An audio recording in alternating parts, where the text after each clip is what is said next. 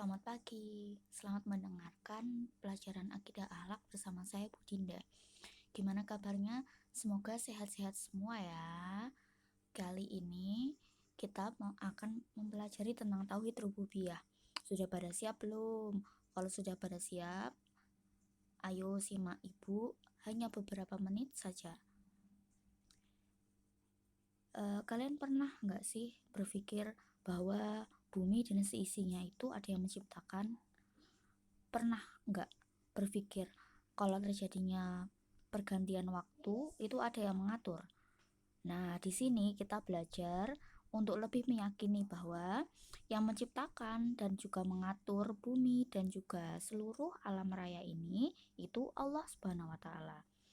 Nah, tauhid rububiyah sendiri itu adalah kepercayaan bahwa Allah satu-satunya pemelihara, pencipta dan pengatur alam semesta.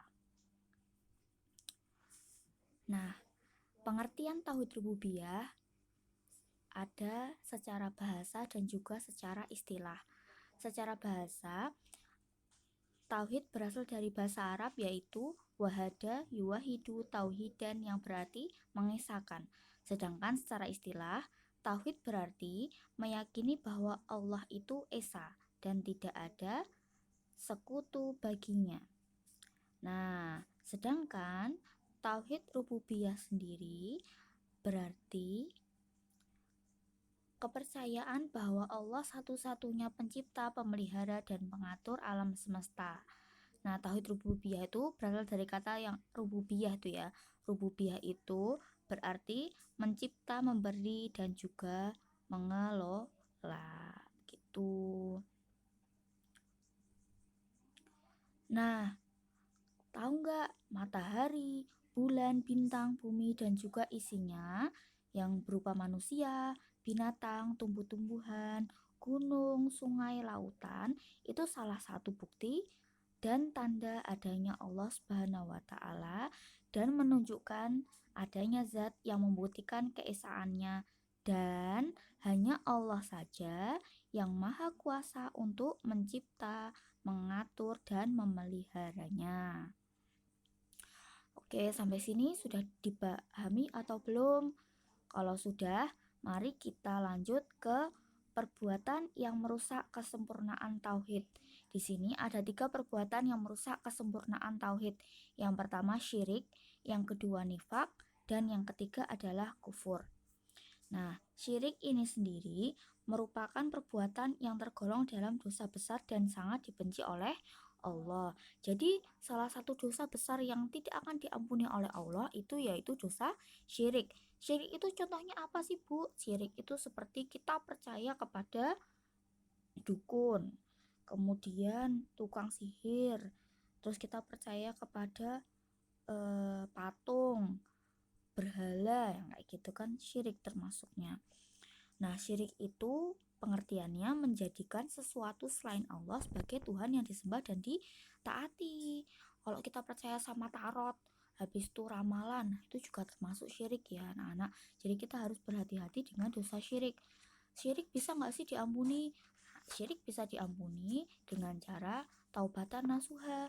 Jadi jika kita melakukan perbuatan syirik, kita harus bertaubat dengan sungguh-sungguhnya taubat. Jadi kita tuh berjanji bahwa kita tidak akan mengulanginya lagi dan menyesali perbuatan tersebut. Kemudian yang kedua itu nifak. Nifak itu menampakkan Islam dan kebaikannya tapi menyembunyikan kekufuran dan juga kejahatan. Nah, orang yang nifak, yang berbuat nifak ini disebut orang munafik. Di dalam Al-Quran sendiri ada 3 ciri-ciri orang munafik, yaitu apabila ia berkata ia berdusta. Jadi kalau dia ngomong tuh ngedebus gitu, berbohong gitu kan.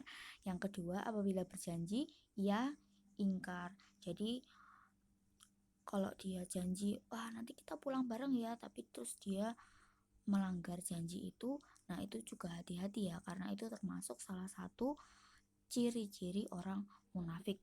Dan yang terakhir, apabila dia diberi amanah, dia khianat.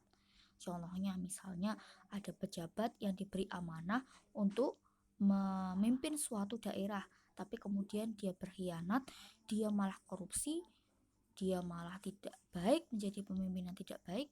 Nah, itu salah satu ciri-ciri orang munafik. Nah, ingat-ingat ya, ada 3 ya ciri-ciri orang munafik. Apabila ia berkata, ia berdusta; apabila berjanji, ia ingkar; dan apabila ia diberi amanah, ia khianat. Jadi kita harus hati-hati ya, jangan sampai kita termasuk ciri-ciri orang-orang yang munafik. Dan yang ketiga adalah kufur. Kufur itu berarti menutupi. Sedangkan secara istilah, kufur itu mengingkari suatu bagian dari ajaran Islam. Nah, kalau orang yang nifak ini tadi namanya orang munafik. Kalau orang yang kufur berarti orang kafir. Nah, perbuatan kufur ini menyebabkan apa? Terhapusnya pahala seseorang. Perbuatan kufur contohnya apa ya? Pertama, mengingkari kekuasaan Allah. Kemudian ia melakukan sesuatu yang diharamkan oleh Allah, dan ia malah justru meninggalkan kewajiban yang diperintahkan oleh Allah. Oke, untuk pertemuan hari ini kita cukupkan sekian ya. Kalau ada pertanyaan silahkan bisa menghubungi Bu Dinda.